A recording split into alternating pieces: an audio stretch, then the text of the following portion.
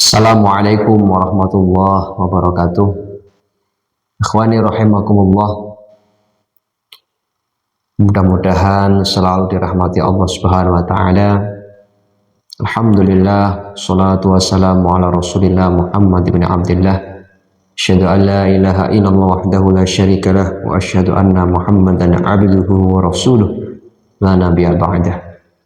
Qala Allah Ta'ala fi kitabihil karim wa ma umiru illa liya'budullaha mukhlishina lahuddin hunafa'a wa yuqimus salata wa yu'tuz zakah wa dzalika dinul qayyimah. Saudaraku dimanapun berada yang mudah-mudahan selalu mendapatkan rahmat Allah Subhanahu wa taala, berjumpa lagi di konten kita Ar-Rasyad Official ya. Malam hari ini di sini hujan, saudaraku.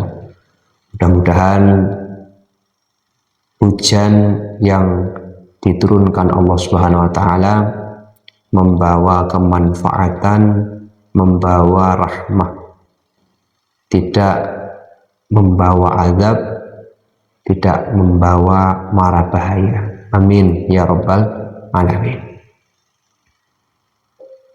Saudaraku rahimakumullah, penting kita mempunyai keniatan yang baik, saudara, di dalam melakukan apapun. Ya, di malam hari ini saya ingin membahas tentang pentingnya ikhlas, ya, pentingnya niat yang ikhlas di dalam mengerjakan ibadah. Ini saudara-saudaraku, tentunya harapan daripada ibadah yang kita kerjakan selama ini, amaliyah yang kita kerjakan selalu, hari demi hari, bulan demi bulan, tahun demi tahun, kita tentunya mengharapkan hasil yang baik, saudaraku. Karena di dunia ini adalah mazra'atul akhirah. Dunia mazra'atul akhirah. Dunia itu tempat untuk bercocok tanam, tempat untuk beramal, dan panennya ketika nanti di akhirat. Nah, salah satu yang menjadi faktor utama dan prioritasnya di dalam thawab, di dalam pahala yang kita dapatkan itu betul-betul maksimal. Pahala yang kita dapatkan itu adalah pahala yang luar biasa, adalah ikhlasun finniyat, ikhlas di dalam mempunyai keniatan di dalam ibadah. Banyak orang yang mengatakan ikhlas itu sulit. Nah, ikhlas itu sulit, katanya seperti itu. Kalau menurut saya, saudaraku, sulit itu ketika tidak tahu ilmunya. Ya, bagaimana ketika kita ibadah tidak bisa ikhlas, terus katanya sulit, itu mungkin belum tahu ilmunya. Jadi ikhlas itu bahkan menjadi perintah Allah. Dalam Al-Quran dikatakan, wa ma umiru illa liya'budullaha mukhlishina lahuddin. Allah itu sungguh tidak memerintahkan hambanya kecuali untuk menyembah kepada Allah dengan ikhlas. Ya, ikhlas artinya ibadah kita niatkan karena Allah Subhanahu wa ta'ala, bukan karena yang lain, karena Allah Subhanahu wa ta'ala. Gampangnya, mengapa kamu ibadah? Karena Allah memerintahku ibadah.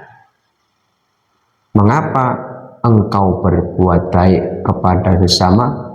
Karena Allah memerintahkan wa ta'awanu 'alal birri wat taqwa. Allah memerintahkan baik kepada sesama, saling menolong kepada sesama.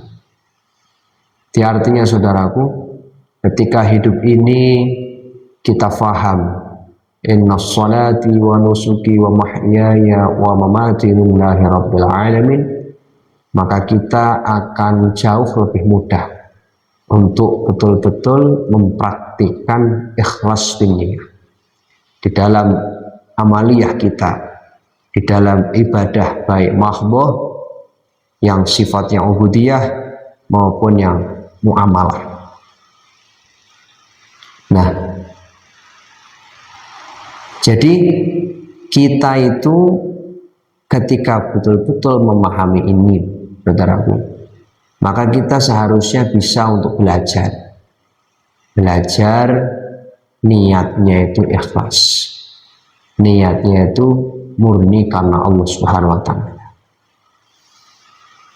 Jadi ada hadis yang menjelaskan bahwasannya innallaha la yanzuru ila suwarikum wa ila ajsadikum, ya, walakin yanzuru ila qulubikum wa amalikum, atau kama qala Rasulullah sallallahu alaihi wasallam. Jadi Allah itu tidak bisa dibohongi, saudara, ya. Jadi maqamun nazar, ya, tempat melihatnya Allah itu beda dengan kita. Kalau kita itu melihat, ya, sesama itu pasti dari penampilannya seperti apa, ucapannya seperti apa, mukanya, wajahnya seperti apa, dan itu seringkali kita itu tertipu karena penampilan. Nah, tapi Allah tidak bisa ditipu, saudaraku. Jadi yang betul-betul dilihat adalah al-qalbu, hatinya seseorang. Bahkan ada di salah satu kitab yang saya baca, Tanwirul Qulub, itu orang kalau mempunyai keniatan buruk, itu malaikat bisa mengetahui dari aroma tidak sedapnya yang muncul dari hati seseorang itu. Dan ketika dia memiliki keniatan baik, maka aroma min rihil miski, seperti minyak wangi, itu diketahui oleh malaikat. Ya, artinya yang dilihat Allah hanyalah hatinya seseorang. Maksudnya gini, Allah menilai seseorang, Allah menilai hamba Allah berdasarkan apa yang ada di hati hamba tersebut, apa yang diniati hamba tersebut. Itulah yang menjadi penilaian Allah Subhanahu wa Ta'ala. Maka itu banyak contoh-contoh, saudaraku. Ada dalam kitab Ta'lim Muta'alim, kam min amalin yatasawwaru fi a'mal akhirah walakin bisu'in niat yatasara amal dunia. Jadi amal itu amalnya akhirat, mungkin baca Al-Quran, atau mungkin sholat, sedekah, tetapi karena niatnya tidak baik, niatnya tidak ikhlas karena Allah, maka menjadi amal dunia. Apa sih maksud daripada amal dunia dan amal akhirat? Maksudnya, saudaraku, ketika amalan itu masuk dalam kategori amal dunia pada akhirnya, karena mungkin niatnya kurang baik, maka hal itu tidak akan diterima oleh Allah Subhanahu wa Ta'ala. Jadi besok itu ada sortiran kalau bahasa kita, saudara. Jadi kalau amalnya karena Allah, ya, di situ diterima oleh Allah Subhanahu wa Ta'ala. Ketika amalnya termasuk amal dunia, mungkin karena niatnya yang tidak baik, niatnya yang aneh-aneh, niatnya ingin reputasi, niatnya ingin nama baik, niatnya ingin dipuji orang, niatnya ingin dipandang orang yang hebat, niatnya pengen dipandang orang yang pinter ngomong, pinter berargumentasi, semua itu tidak pernah tidak jelas ya di hadapan Allah Subhanahu wa taala. Meskipun kita tutupi seperti apapun, kita tutupi seperti apapun, tetap Allah mengetahuinya. Qul in tukhfu ma fi sudurikum aw tubduhu ya'lamhu Allah wa ya'lamu ma fis samawati wa ma fil ard wallahu ala kulli syai'in qadir.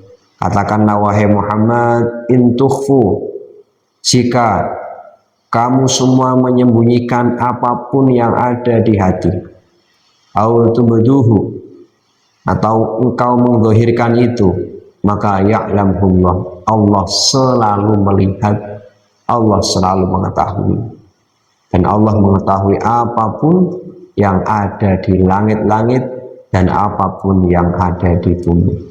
Allahu ala kulli syai'in qadir. Allah Subhanahu wa taala sungguh mampu melakukan apapun. Jadi ini ayat menunjukkan bahwasannya tidak ada yang tidak mungkin diketahui oleh Allah Subhanahu wa taala. Ya. Jadi mari saudaraku, mari kita dandani niat kita dalam ibadah, dalam sholat, dalam muamalah. Karena niat ini akan menentukan bagaimana pahala yang akan didapat. Niat ini akan menentukan apakah amaliyah itu diterima oleh Allah Subhanahu wa taala atau tidak. Ini yang menentukan niat, saudaraku. Ya. Jadi jangan kita itu menggampangkan hal ini karena nggak terlihat, toh ujung-ujungnya sama misal. Artinya kelihatannya baik, itu juga baik, sama semua, tidak. Nanti ketika sudah saatnya oleh Allah didhahirkan apa yang ada di hati kita, disitulah kita akan mengetahuinya. Ya. Jadi hal ini perlu dilatih, saudara. Perlu dilatih, perlu dipraktikkan. Jadi kalau misalnya sedekah niatnya lillahi ta'ala, tapi yakin Allah Subhanahu wa taala akan memberikan keberkahan, memberikan harta yang tambah banyak. Karena kata Rasulullah SAW, ya, bahwasannya sedekah itu tidaklah akan mengurangi harta secara hakikatnya, tapi melainkan akan menambahi harta tersebut. Bali yazid. Tapi keniatan kita inilah yang menjadi penting, ya. Kita niat misal sholawat, niat tasyrifan, niat memuliakan Rasulullah Muhammad SAW. Bagaimana kalau niat yang lain? Tidak masalah, tapi jangan lupa niat muliakan Kanjeng Nabi itu. Misal ada amaliyah supaya menghilangkan kefakiran. Nanti suatu hari Rasulullah itu dikeluhi, ya, dicurhati oleh seseorang. Kanjeng Nabi, saya itu nggak punya uang, ya, apa-apanya susah. Dah, kamu amalkan ini. Setiap kamu masuk rumah, baik di situ ada orangnya maupun tidak, mengucap salam, Assalamualaikum. Setelah itu baca sholawat kepadaku, Allahumma sholli wa sallim ala sayyidina Muhammad wa ala alihi wa sahbihi ajma'in. Atau cukup Allahumma sholli ala Muhammad wa ala ali Muhammad. Kemudian setelah itu baca surat Al-Ikhlas satu kali. Bismillahirrahmanirrahim. Qul huwallahu ahad, Allahus samad, lam yalid wa lam yulad wa lam yakul lahu kufuwan ahad. Itu dipraktekkan, saudara, oleh orang tersebut. Dan di dalam keterangan itu, setelah itu betul-betul Orang itu diberikan harta yang melimpah sampai kerabatnya kebagian, tetangganya kebagian. Ini membutuhkan keistiqomahan dan keyakinan, saudaraku. Kadang kita itu kan nggak yakin, kaya itu harusnya kan gini Pak, kaya itu ya kerja keras, gitu kan, gak males-males gitu. Nah ini lemahnya kita dikasih amalan yang mudah, yang betul-betul ketika diyakini betul insya Allah diijabah.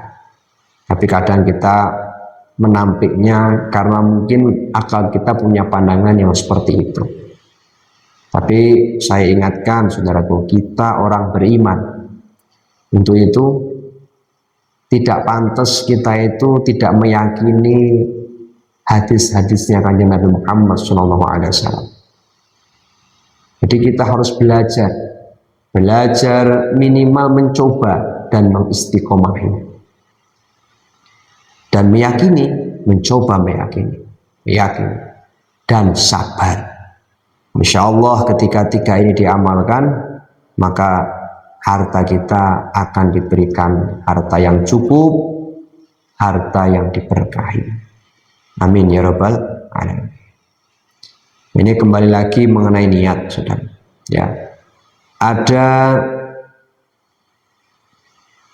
keistimewaan bagi orang yang ikhlas dalam ibadah. Niatnya ikhlas karena Allah.